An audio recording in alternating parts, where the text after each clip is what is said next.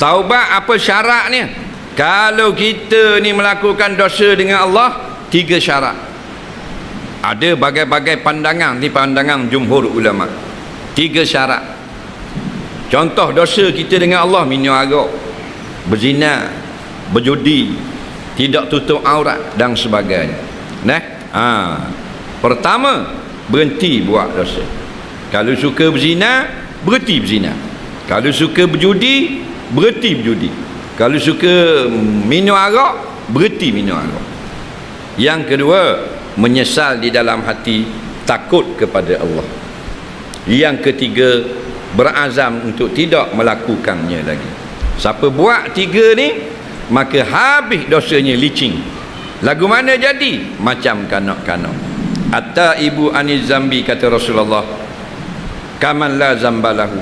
Orang yang bertaubat sungguh-sungguh kepada Allah, maka jadilah dia seperti kanak-kanak yang tidak mempunyai dosa.